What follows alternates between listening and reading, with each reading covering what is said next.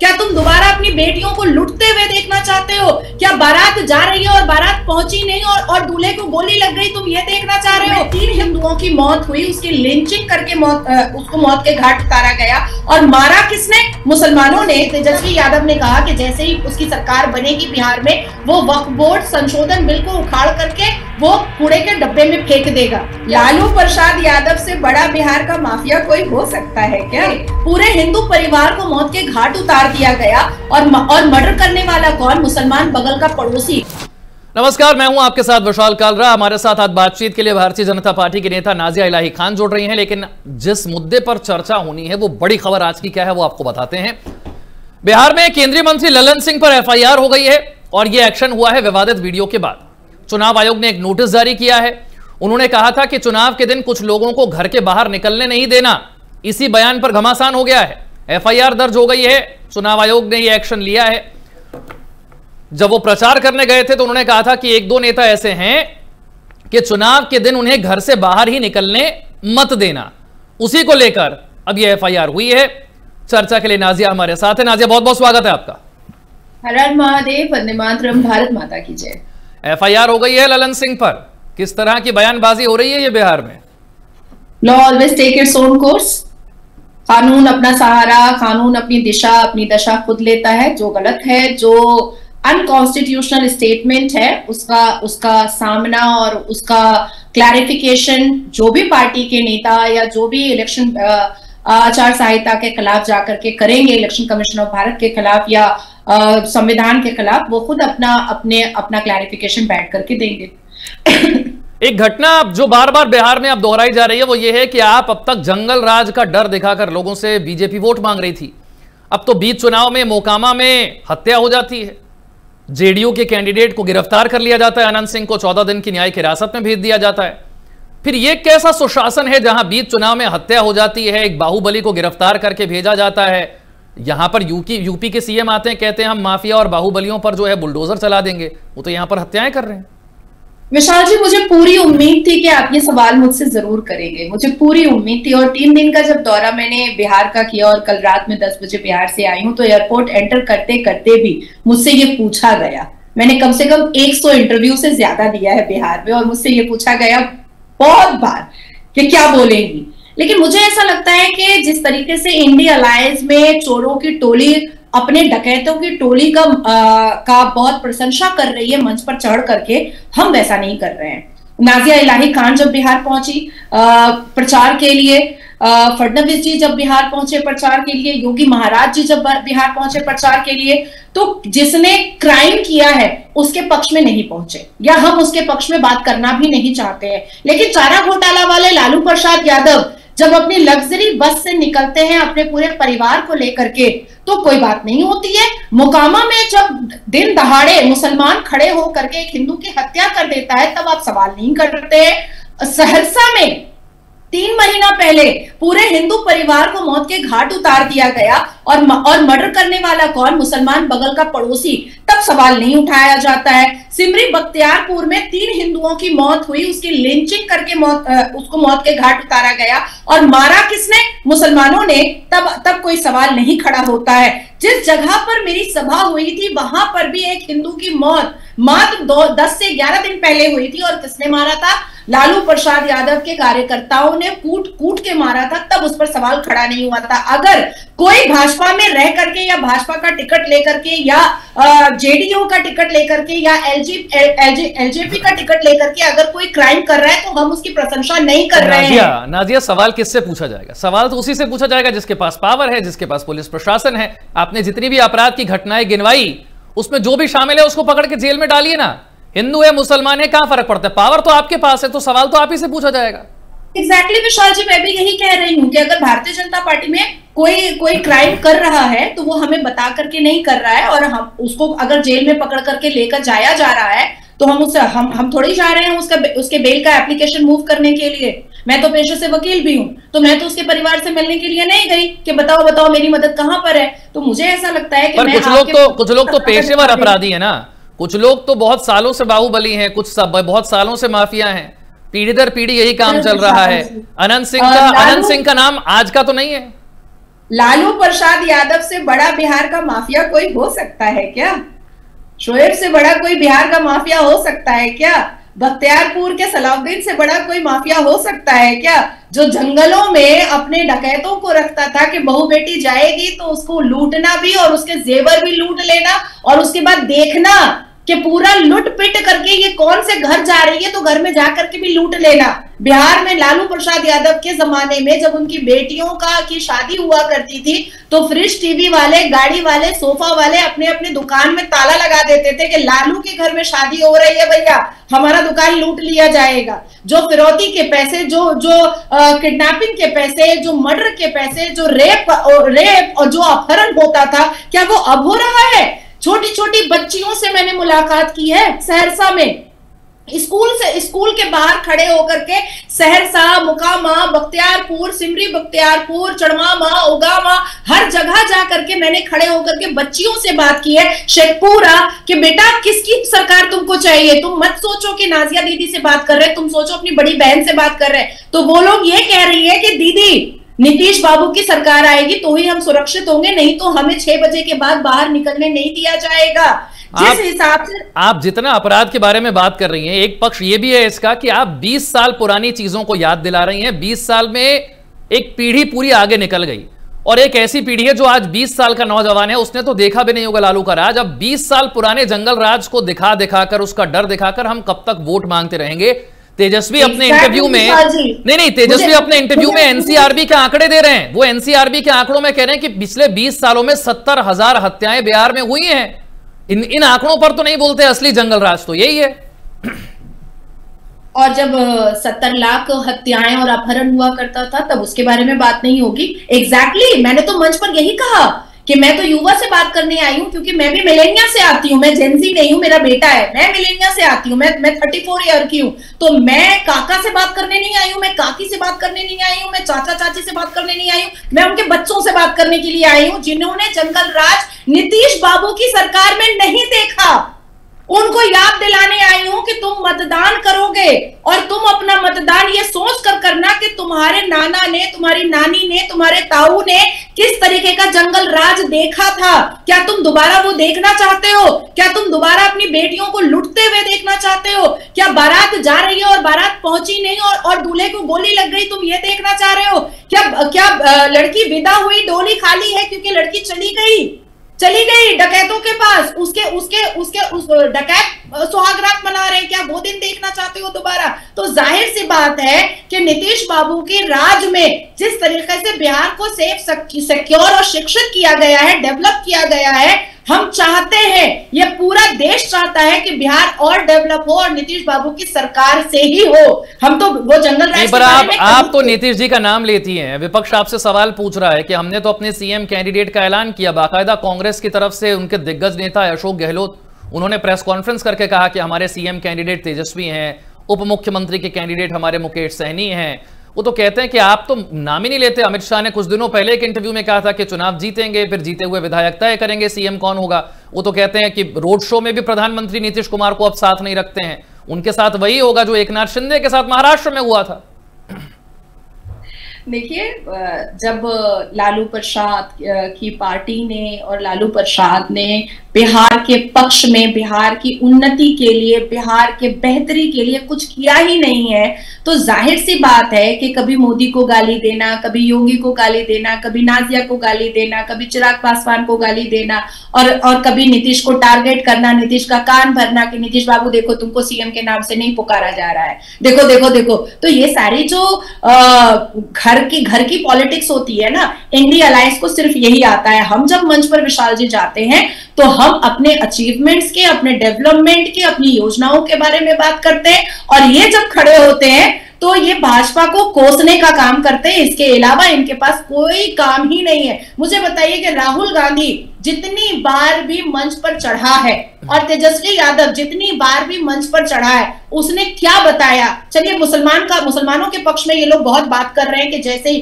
तेजस्वी यादव ने कहा कि जैसे ही उसकी सरकार बनेगी बिहार में, वो वक्फ बोर्ड संशोधन बिल को उखाड़ करके वो कूड़े के डब्बे में फेंक देगा। क्या उसने बात किया कि बेटियां तलाकशुदा होकर के जो सताई जा रही हैं उसका क्या करेगा? क्या उसने बात किया कि बिहार से पॉलीगैमी हटा दी जाएगी? क्या उसने बात किया कि गुजारा भत्ता मिलेगा बेटियों को? क्या तेजस्वी यादव ने बात किया कि मुसलमान बेटियों को उसका अधिकार मिलेगा, उसको सक्सेशन में उसका हिस्सा बराबरी का मिलेगा? क्या मुसलमान बेटियों के लिए ये बात किया कि वक्फ बोर्ड में बिहार में जितनी संपत्ति है उसमें मुसलमान बेटियों के लिए अलग से वेलफेयर बनाए जाएंगे, उनको शिक्षित किया जाएगा, उनकी पढ़ाई लिखाई के लिए कुछ काम किया जाएगा, उनके लीगल अवेयरनेस के लिए कुछ काम किया जाएगा, उनके शिक्षा के लिए कुछ काम किया जाएगा? कुछ भी नहीं, कुछ का कुछ नहीं। ये तेजस्वी यादव हो, राहुल गांधी हो, प्रियंका वाड्रा हो, ये मंच पर चढ़ करके सिर्फ मुसलमान पुरुषों का कान भरते हैं। एक तो वो वैसे ही बावले हैं और बावला बना करके और मुसलमान बेटियों को कुचलवाने का काम करते हैं, इसके अलावा कोई काम नहीं है। एक डेवलप बता दीजिए, एक तो पता नहीं कहां से इतने करोड़ों का नौकरी देगा, ये तो मुझे समझ ही नहीं आ रहा है। माँ तो गोईठा ठोकती थी, उसके बाद फिर मुहर्रम का ताजिया उठाती है, रोट बांटती है, सिक्का फेंकती है ताजिया पर, और बेटा जो एक चौका और छक्का नहीं मार पाया, 11वीं फेल, ये खड़ा होकर के हमें इकोनॉमी बताएगा।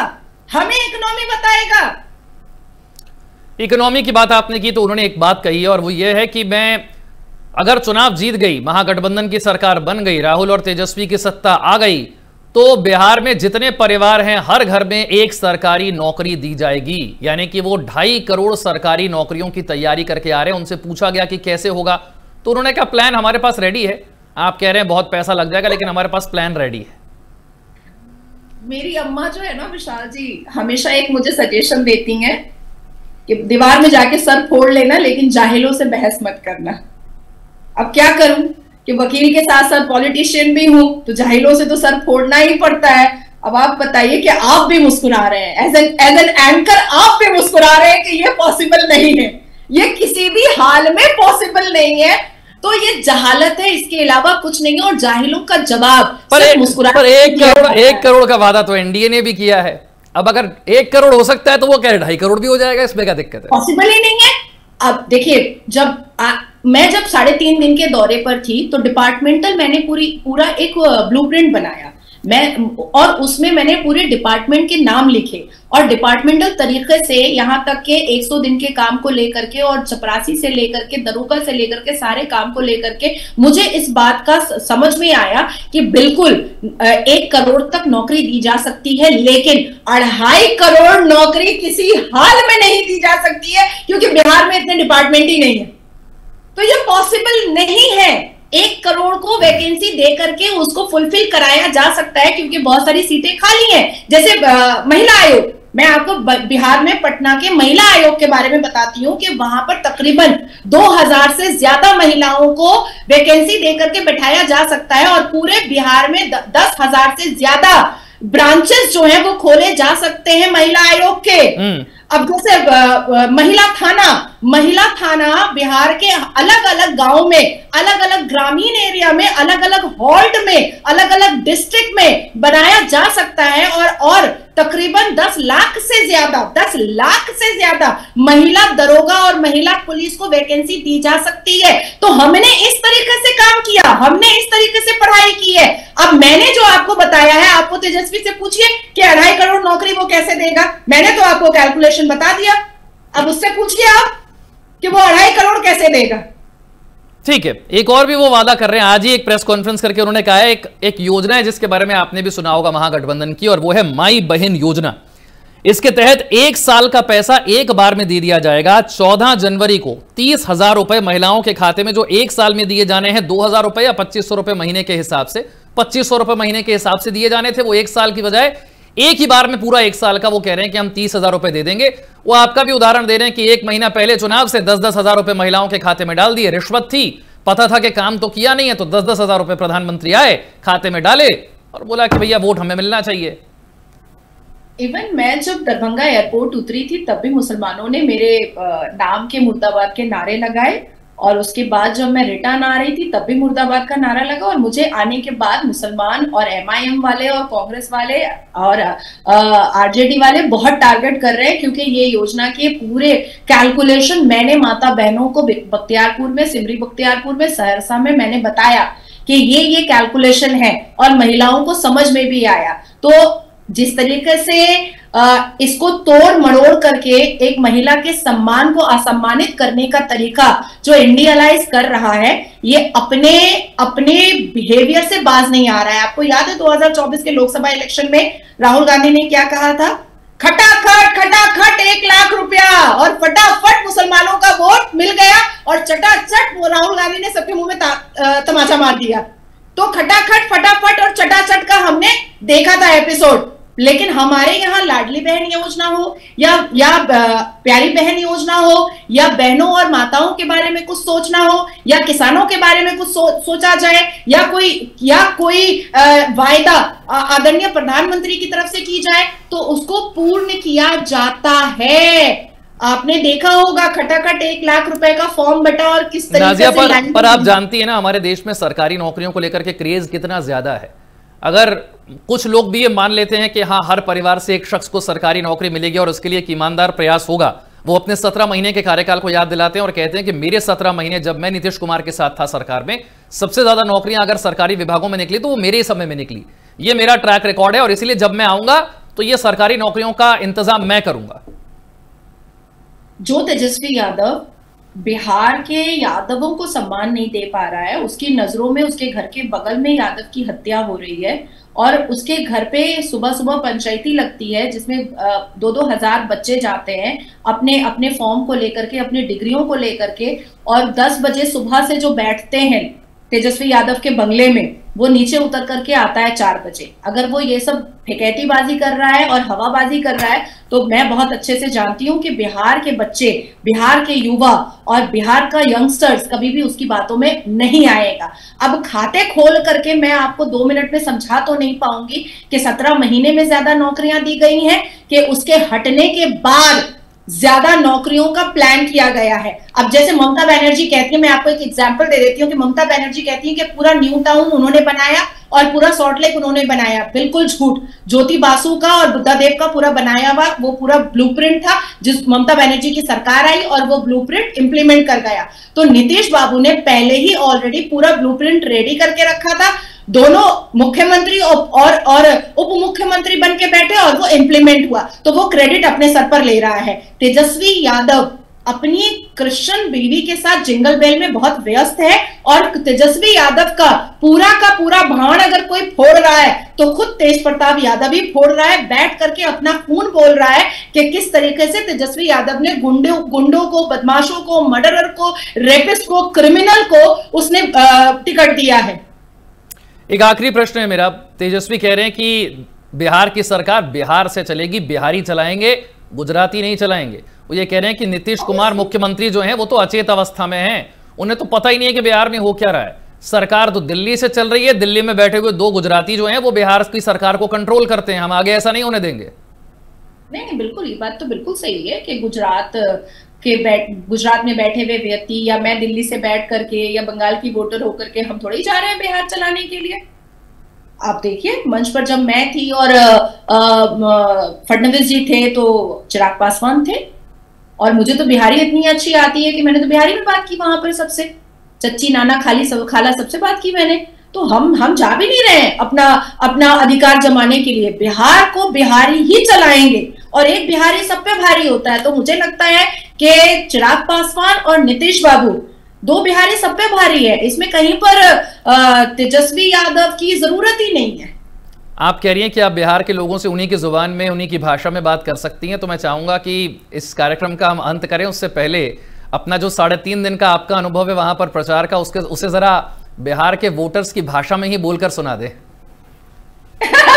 मैंने तो उनसे बहुत पुलिंदा ब्लैंक्स में उनकी अथी बोलना, हर शब्दों में इनने बैठ जाओ, उनने चले जाओ। जैसे मैं जब रोड शो पे निकली और 7 कैंडिडेट्स के साथ निकली, संजय भैया के साथ निकली, तो जिस घर पर हमने पानी मांगा है कुएं से, उन्होंने दूध ला करके वो ग्लास में दिया है। तो वो अनुभव मुझे बहुत अच्छा लगा। एक तरफ राहुल गांधी कहते हैं कि छठ का नाटक जिसको करना है वो नाटक करे, लेकिन मैंने तकरीबन मुझे 10 केजी से ऊपर उपहार मिला ठेकुआ का और वो मैं दिल्ली लेकर के आई। तो बहुत मजा आया, बहुत अच्छा लगा। चच्ची, नाना, खाला, फुआ सबके साथ बैठी मैं, सबके साथ मैंने रोटी भी बेला, और गोईठा के साथ मैंने उनके साथ रोटी पकाई, तो बहुत अच्छा लगा, बहुत मजा आया, बहुत बहुत शुक्रिया नाजिया, आपने अपने बिहार चुनाव के प्रचार का अनुभव भी साझा किया और बिहार के जो बड़े मुद्दे हैं उन पर आपने हमसे खुलकर बात की। बहुत बहुत शुक्रिया आपका हमारे साथ जुड़ने